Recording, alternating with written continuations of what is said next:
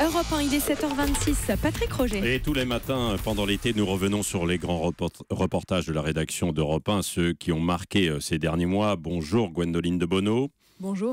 Et ce matin, on parle de la crise des migrants. On a en tête ces images d'hommes et de femmes et d'enfants qui affluent sur de vieux cargos poubelles, sur les côtes italiennes notamment. Derrière ces traversées, il y a des réseaux. Gwendoline de Bono, vous vous êtes rendue en Turquie où vous avez pu rencontrer 2 membres d'une filière de passeurs pour comprendre comment fonctionne ce trafic.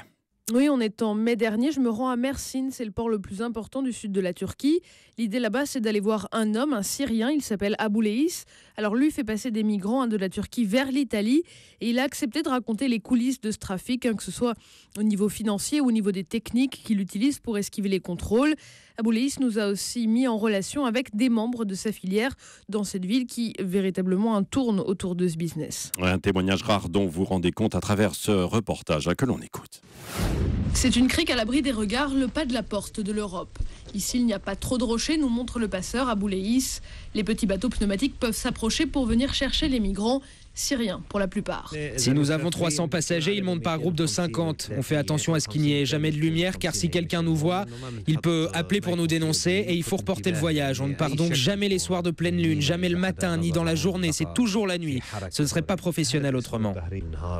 C'est la première étape. Il faut ensuite rejoindre le cargo qui mouille dans les eaux internationales à 2 heures de navigation. C'est lui qui fera route jusqu'aux côtes italiennes. Des cargos en fin de vie qui, à Mersin, sont le pivot du trafic. Des bateaux, on en achète sur Internet, mais le dernier, on l'a négocié en Égypte et on l'a retapé là-bas.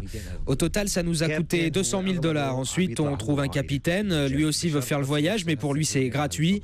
Son boulot, c'est d'amener le bateau jusqu'aux eaux italiennes. Et une fois là-bas, quand les gardes-côtes sont proches, il appelle à l'aide, il se fait passer pour un passager. Il bloque les moteurs et il dit « Aidez-nous, le capitaine est parti, on est seul à bord ». Pour monter à bord, les candidats au départ, des centaines en ville, payent environ 6 000 €. En un voyage, le réseau peut engranger plus de 2 millions de gains. Abouleïs, lui, touche 900 € par passager. Je ne les escroque pas, dit-il, très sûr de lui. Je leur offre une nouvelle vie.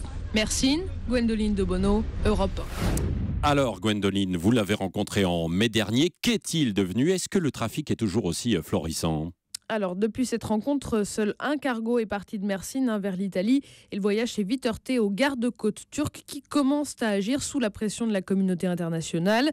Résultat, Abouleïs, lui, préfère maintenant faire passer les migrants par la Grèce et les tentatives de l'Union européenne pour stopper les passages ne l'inquiètent absolument pas. Il le sait, tant qu'il y aura des conflits, lui aura du travail. Merci Gwendoline de Bono. Les grands reportages d'Europe 1, c'est tout l'été à 7h25.